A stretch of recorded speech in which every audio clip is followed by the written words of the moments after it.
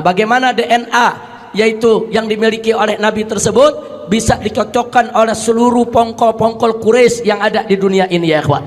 Bahkan itu juga bisa menjadi bukti bahwa setiap keturunan Nabi yang hidup pada hari ini pasti ada yaitu unsur kesamaan DNA dengan DNA Nabi. Membuktikannya lewat rambut yang ditinggalkan oleh Nabi, saudara. Alhamdulillah. Jadi kalau Habib palsu ketahuan tuh kalau diperiksa. DNA Nabi kemana, DNA-nya kemana ya ikhwan.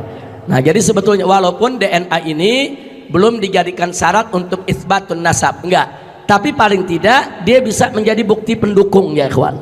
Sengketa demi sengketa kajian filologi kini diungkap ke ranah publik. Bagaimanapun juga marga Ba'lawi tidak bisa berleha-leha. Kita tahu nasabnya telah dirungkatkan dan kita semua menyadari bahwa marga Ba'lawi bukan lagi siapa-siapa di atas bumi pertiwi Indonesia Raya.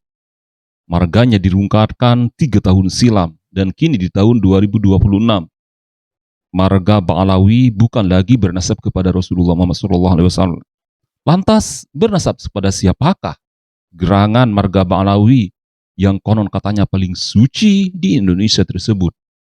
Kini kajian filologi dituntut untuk dibuka kembali ke ranah publik, sehingga kajian filologi yang terus menjadi bahan perdebatan di berbagai forum dan di berbagai perdebatan kini menuai pro dan kontra di tengah-tengah masyarakat.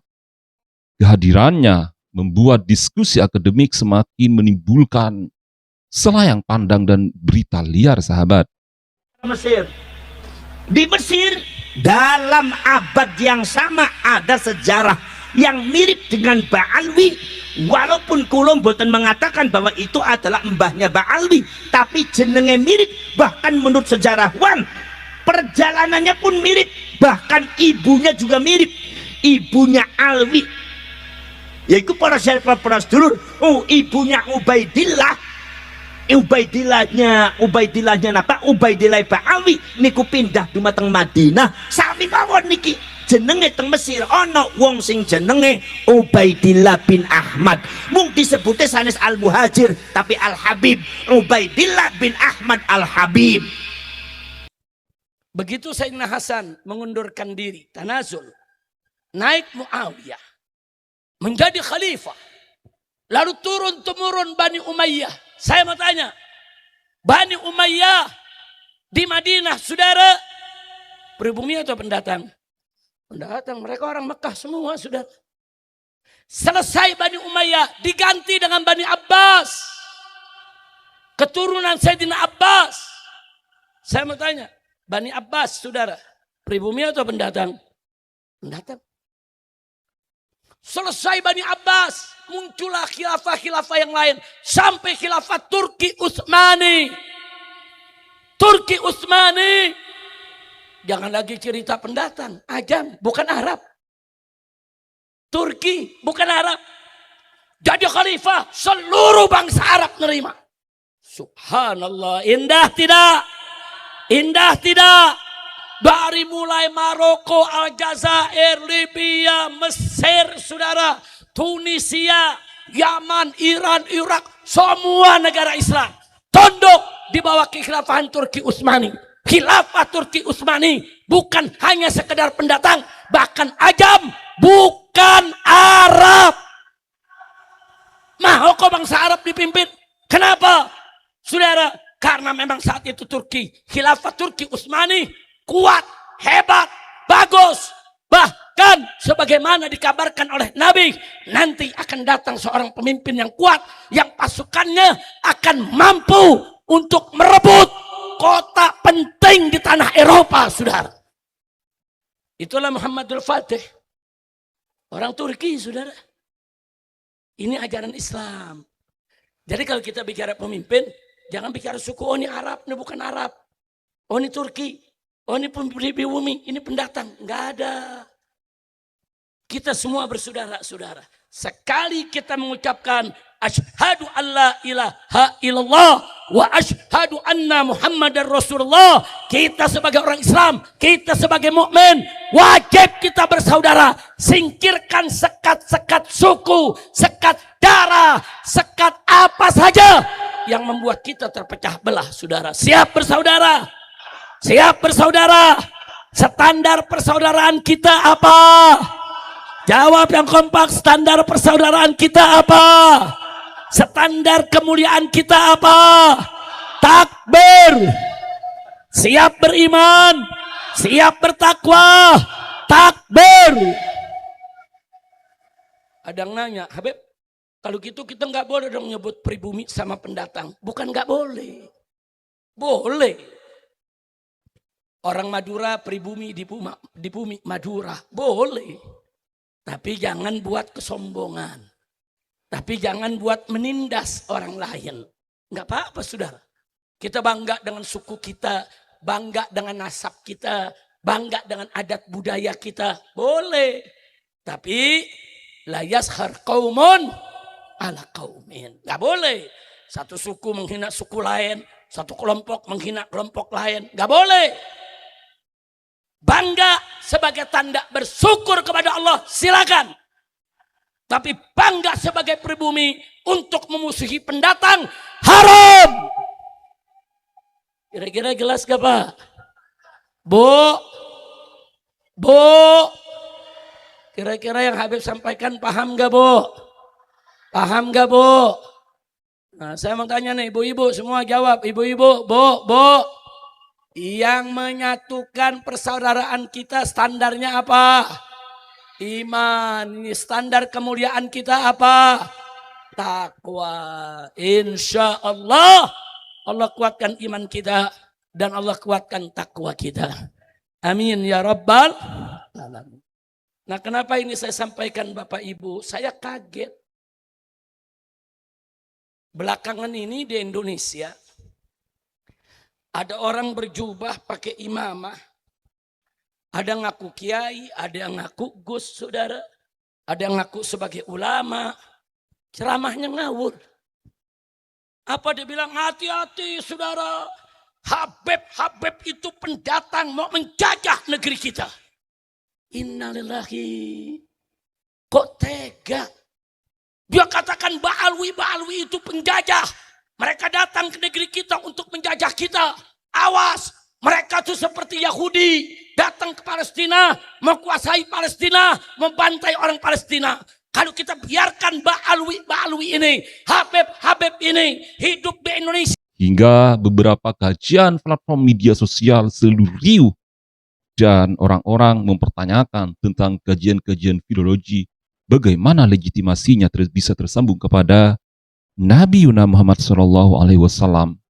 Menarik untuk kita simak dan menarik untuk kita kedepankan bagaimana ego kita untuk bisa mengomentari tentang siapa sebenarnya yang bermain di balik topeng suci cucu Nabi yang kelabelannya selalu diperjuangkan oleh marga Ba'alawi namun minim pembuktian.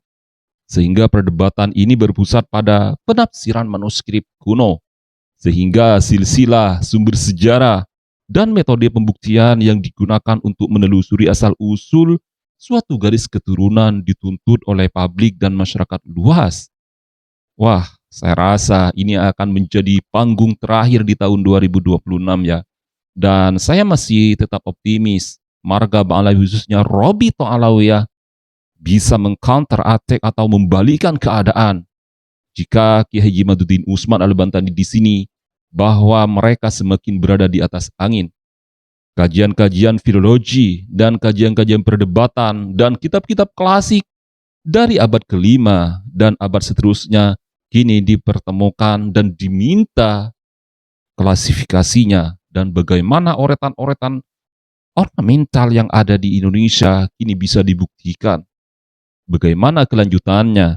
Dan saya rasa pihak yang mendukung tentang keabsahan tradisi Ba'alawi menilai bahwa warisan manuskrip dan catatan keluarga dari Rasulullah Muhammad SAW akan saling berkaitan satu sama lain.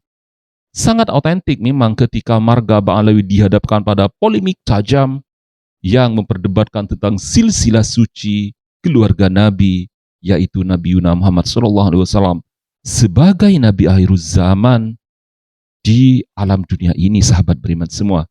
Sementara itu, pihak yang kritis berpendapat bahwa setiap klaim sejarah harus terbuka untuk diuji ulang keabsahannya, sehingga pihak yang kritis tersebut selalu mendekte bagaimana nasabnya dari marga Ba'alawi tersebut, sehingga pendekatan filologi modern selalu terupdate dan di dunia informasi digital saat ini, sahabat iman semua, termasuk pemeriksaan sumber, data-data, dan manuskrip, serta konsistensi dan korelasinya satu sama lain, bahwa mereka dan konteks penulisannya harus benar-benar autentik, sahabat.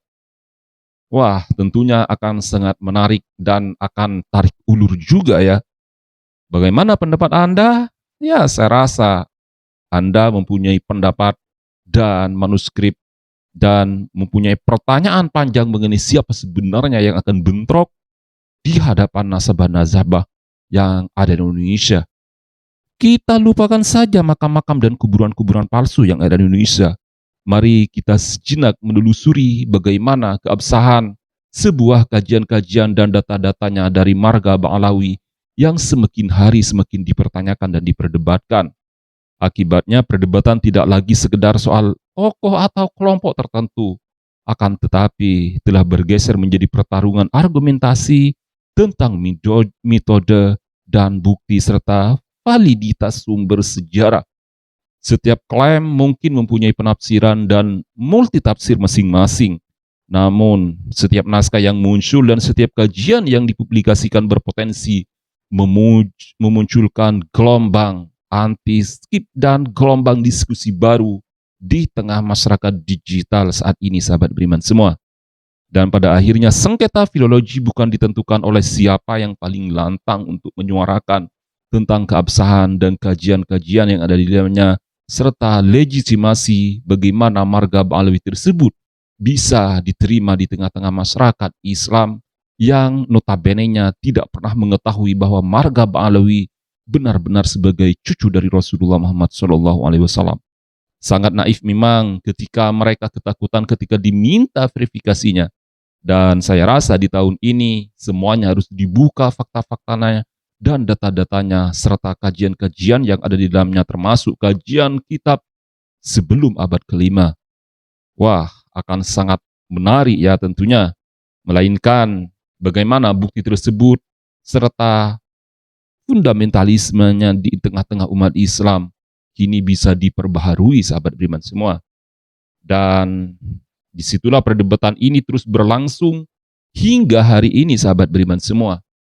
Bagaimanakah pendapat Anda? Silakan share sebanyak-banyaknya video ini agar sahabat dan korelasi Anda semakin memahami siapa sebenarnya yang tengah memperjuangkan untuk menjungkalkan nasab dari marga Ba'alawi tersebut bukan lagi menjadi cucu Rasulullah Muhammad SAW. Saya doakan hajat Anda terkabul. Wassalamualaikum warahmatullahi wabarakatuh.